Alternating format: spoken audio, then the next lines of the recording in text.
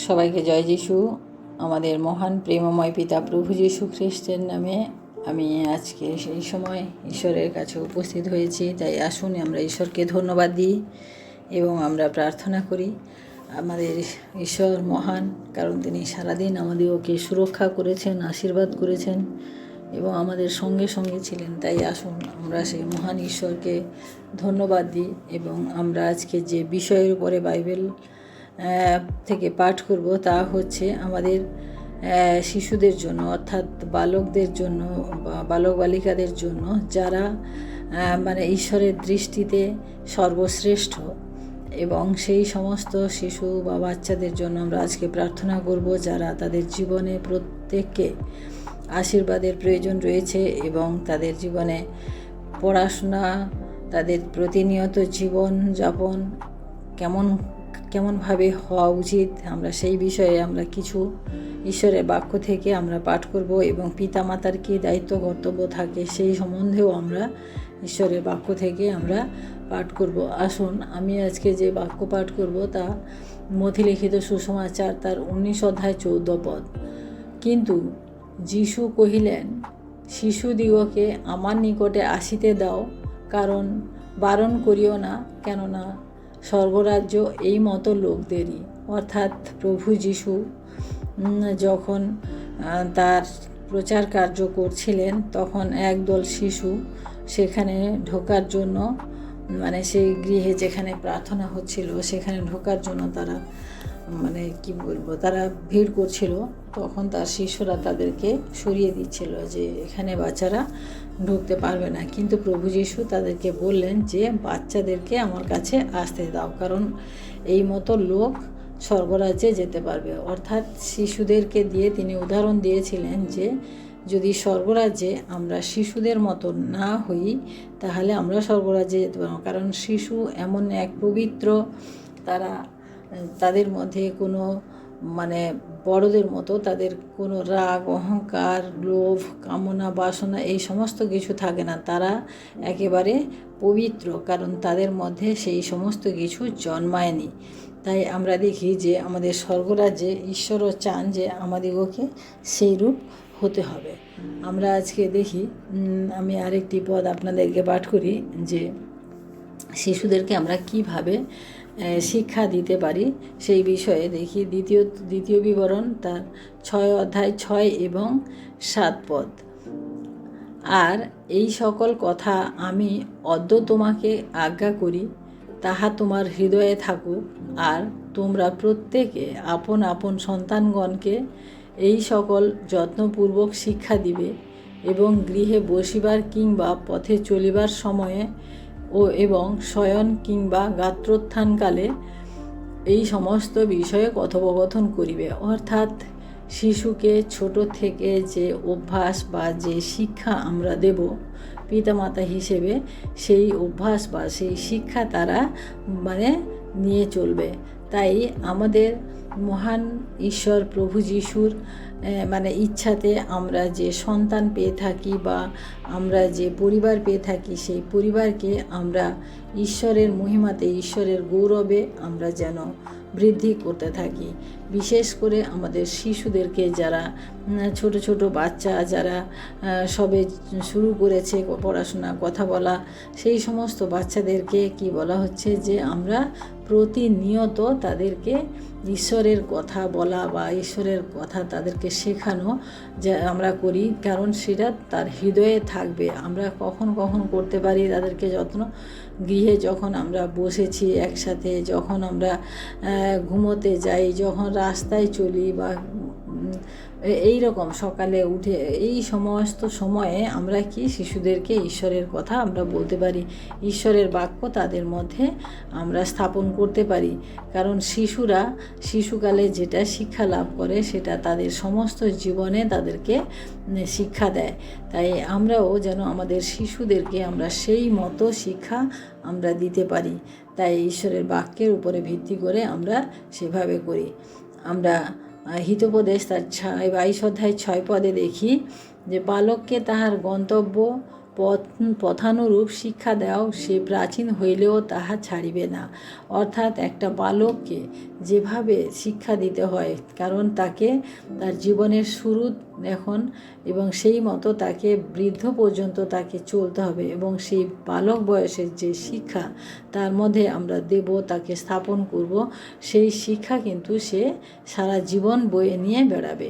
তাই আমরা ঈশ্বরের কাছ থেকে আমরাও যেন যাচনা করি যে ঈশ্বর কিভাবে আমাদের সন্তানদিগকে বৃদ্ধি করার জন্য বলেছেন, কিভাবে তাদের দেখভাল করার জন্য বলেছেন, আমরা সেইভাবে যেন আমরা দেখি। কারণ ঈশ্বর চান না যে একটা প্রাণও নষ্ট হোক, কারণ আজকের শিশু আগামী দিনের ভবিষ্যৎ, আমরা এই কথা জানি। সেই ভবিষ্যৎকে সুরক্ষিত করতে, সেই ভবিষ্যৎকে আমাদের আরও ভালো রাখতে আমাদের শিশুদেরকে আমাদের শিক্ষা দিতে হবে। আমরা দেখি যে ঈশ্বর আমাদিগকে কিভাবে রক্ষা করেন। এখানে আমরা যিশায়া ভাবাদীর তার 49 অধ্যায় 15 এবং 16 পদে দেখি যে আমরা কি করি আর ঈশ্বর আমাদের জন্য কি করে। স্ত্রীলোক কি আপন স্তন্যপায়ী শিশুকে ভুলিয়া যাইতে পারে? আপন গর্ভজাত বালকের প্রতি কি স্নেহ করিবে না? বরং তাহারা ভুলিয়া যাইতে পারে, তথাপি আমি তোমাকে ভুলিয়া যাইব না। দেখো, আমি আপন হস্তের তালুতে তোমার আকৃতি লিখিয়াছি, তোমার প্রাচীর সর্বদা আমার সম্মুখে আছে। অর্থাৎ একজন স্ত্রী লোক তার সন্তানকে দুগ্ধ যাকে দেয়, অর্থাৎ স্তন্যদাত্রী যে মা, সে তার শিশুকে ভুলে যেতে পারে, কিন্তু সদাপ্রভু আমাদেরকে কখনো ভুলবেন না, কখনো তিনি ছাড়বেন না। কারণ এখানে বলা হয়েছে যে দেখো, আমি তো আপন তালুতে, হস্তের তালুতে তোমার আকৃতি লিখিয়াছি। অর্থাৎ তিনি আমাদের আকৃতি তার নিজের হস্তে লিখিয়াছে। আমরা জানি না যে ঈশ্বর তার আপন প্রতিমূর্তিতে নিজের হাতে তিনি আমাদিগকে বানিয়েছেন বা সৃষ্টি করেছেন। অর্থাৎ তিনি কখনো আমাদিগকে ভুলে যাবেন না। তাই আমরা আমাদের শিশুকেও সেই শিক্ষা দিই যে আমাদের ঈশ্বর আছেন, মহান ঈশ্বর আছেন, তিনি কখনো আমাদিগকে ছাড়েন না, কোনো রকম পরিস্থিতিতে তিনি আমাদিগকে ছাড়েন না। তাই তাদেরকে আমরা যেন সেই রকম করে শিক্ষা দিই। এবং আমরা দেখি শিশু বাচ্চাকে শাসনের ব্যাপারে বাইবেলে কি বলে। এখানে ইব্রিয় তার 12 অধ্যায় 11 পদে দেখি যে কোনো শাসনই তো আনন্দের বিষয় বোধ হয় না, কিন্তু দুঃখের বিষয় বোধ হয়। তথাপি তদ্বারা যাহাদের অভ্যাস জন্মিয়াছে, তাহা পরে তাহাদিগকে ধার্মিকতার শান্তিযুক্ত ফল প্রদান করে। অর্থাৎ আমাদের ন্যায়পরায়ণ হতে হবে। ঈশ্বরের দৃষ্টিতে যেটা অন্যায় সেটাকে অন্যায় বলতে জানতে হবে, যেটা ন্যায় সেটাকে ন্যায় বলতে জানতে হবে। তাই আমাদের শাসনের যদি প্রয়োজনও হয়, আমাদেরকে শাসন করতে হবে, কারণ শাসন ছাড়া আমরা কখনোই সভ্য সুন্দর হতে পারি না। তাই আমাদের সন্তানদেরকেও আমাদের শাসনের প্রয়োজন রয়েছে। আমরা দেখি যে বালককে বৃদ্ধ মানে যৌবন বয়সে আমরা যে শিক্ষা দেব সেটা তাদের বৃদ্ধ বয়স পর্যন্ত থাকে, এবং তারা কি হয়, সেই শিক্ষা, সেই মুকুট, যে শোভা, সেটা তাদের পিতার আদর্শকে, পিতার জীবনে পিতার নামকে তারা মহিমান্বিত করে। আমরা দেখি পুত্রগণ বৃদ্ধদের মুকুট, পিতারাই বালকদের শোভা। অর্থাৎ পুত্রগণ বৃদ্ধদের মুকুট। অর্থাৎ এখানে আমরা বলছি যে আজকে আমাদের নাম, যশ, খ্যাতি যাই থাকুক না কেন, কিন্তু আমাদের পরিচয় হবে আমাদের সন্তানদের উপরে। যে যখন কেউ বলবে যে এ অমুক লোকের সন্তান, তখনই আমাদের একটা নিজেদের মধ্যে একটা ভালো লাগা বা অহংকার আসবে, যে ভালো লাগাটা আসবে, অহংকার না, ভালো লাগাটা আসবে যে আমার নাম বলছে, আমার ছেলের কৃতিত্বে বা তার ইয়েতে নাম যশে আমার নাম সেখানে আসছে, সেখানে আমাদের অনেক আনন্দের বিষয় হয়ে থাকে। আমরা এখানে দেখি যে পরিবারকে কিভাবে শাসন করা বা কিভাবে রাখা দরকার, সেটা আমরা ইফিসীয় তার 6 অধ্যায় 4 পদে দেখি। আর পিতারা, তোমরা আপন আপন সন্তানদিগকে সন্তানদিগেতে ক্রুদ্ধ হইও না, বরং প্রভুর শাসনে ও চেতনা প্রদানে তাহাদিগকে মানুষ করিয়া তোলো। অর্থাৎ পিতাদেরকে বলা হচ্ছে যে সন্তানদের উপরে শুধু শুধু ক্রুদ্ধ হওয়া, তাদের উপরে শুধু শুধু অত্যাচার করা, তাদের উপরে শাসন করা শুধু শুধু নয়, কিন্তু ঈশ্বরের শাসনে, প্রভুর শাসনে বা চেতনার দ্বারা তাদেরকে এখানে আমাদেরকে বৃদ্ধি করতে বলা হয়েছে। তাই প্রিয় ভাই বোনেরা, যে আমরা আজকে যারা সন্তানকে জন্ম দিয়েছি, যারা পিতা মাতা, যারা বিশেষ করে মারা, আমরা ঈশ্বরের দৃষ্টিতে আমরা ঈশ্বরের যে সন্তানকে আমরা বড় করছি বা বৃদ্ধি করে চলেছি, আমরা যেন তাদের মানে পথ অনুযায়ী, অর্থাৎ ঈশ্বরের পথ অনুযায়ী আমরা যেন তাদেরকে শিক্ষা দিতে পারি। এবং ঈশ্বর দেখবেন তাদের প্রত্যেককে তিনি আশীর্বাদ করবেন। আমরা যদি ছোট থেকে বালককে শিক্ষা দিই বা তাদেরকে বৃদ্ধি করি ঈশ্বরের দৃষ্টিতে, তাহলে তারা বড় হয়েও তারা সেটা ভুলবে না এবং তাদের জীবনে তারা সেটা কাজে লাগাবে এবং সেই কাজের মাধ্যমে আমাদের নাম তারা উচ্চীকৃত করবে, অর্থাৎ ঈশ্বরের নামকেও তারা উচ্চীকৃত করবে। তাই আসুন আমরা আমাদের বালকদিগকে আমরা সেই রূপ শিক্ষা দিই যেভাবে ঈশ্বর আমাদিগকে বলেছেন শিক্ষা দিতে। তাই আমাদের প্রত্যেক বালক বালিকার জন্য আমি আজকে প্রার্থনা করি, তারা যাতে তাদের নিজেদের জীবন, তাদের ভবিষ্যৎ জীবন, তাদের পারিবারিক জীবন যেন সুরক্ষিত হয়। এবং আসুন আমরা প্রার্থনা করি।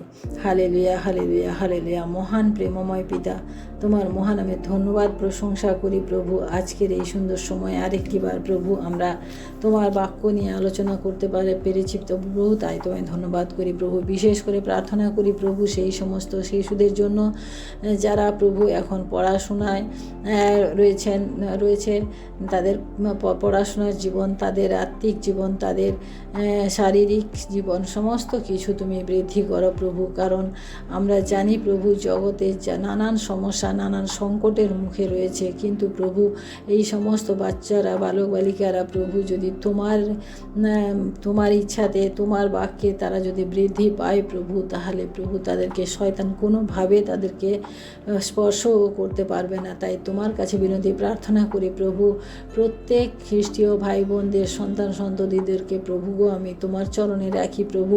তুমি তাদের জীবনে তুমি সহবর্তী থাকো এবং আশীর্বাদ করো প্রভু। তাদেরকে তোমার শিক্ষায় শিক্ষিত করো প্রভু, জাগতিক শিক্ষা নয় প্রভু।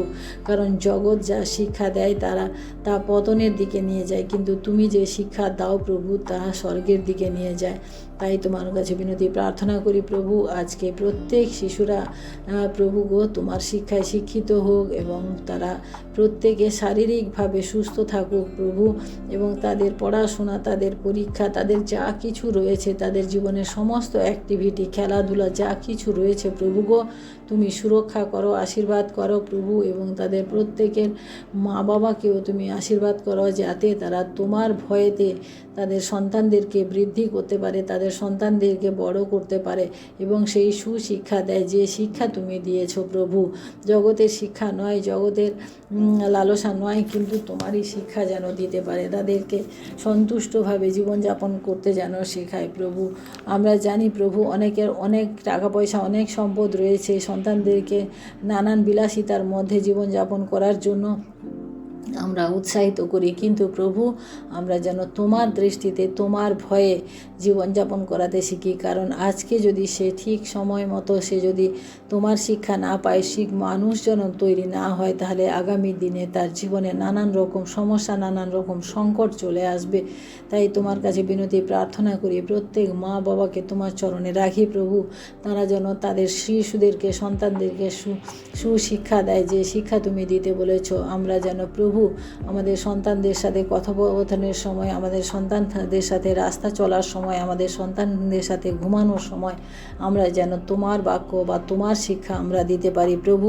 তুমি আশীর্বাদ করো এবং আশীর্বাদ করো প্রভু, আগামী দিনেও যেন তারা তাদের জীবনে প্রভু তোমাকে নিয়ে চলতে পারে প্রভু। তুমি সাহায্য করো। ধন্যবাদ করি প্রভু, আমি বিশ্বাস করি তুমি আমাদের প্রার্থনা শ্রবণ করেছো এবং গ্রাহ্য করেছো। তাই প্রভু আজকের সারাদিনের সমস্ত ভুল ত্রুটি অপরাধ ক্ষমা করো প্রভু। রাত্রিকালীন ভার তুমি নাও, আমাদের প্রত্যেককে তুমি আশীর্বাদ করো, আমাদের প্রত্যেকের সঙ্গে থাকো। সমস্ত মহিমা গৌরব প্রশংসা তোমাকে দিয়ে এই বিনতি প্রার্থনা চাই আমাদের মুক্তিদাতা ত্রাণকর্তা প্রভু যীশু খ্রিস্ট তোমারই নামে, আমেন। সবাইকে জয় যীশু। সবাই ভালো থাকবেন, সুস্থ থাকবেন। আজকে রাত্রি সবার শুভ হোক। জয় যীশু।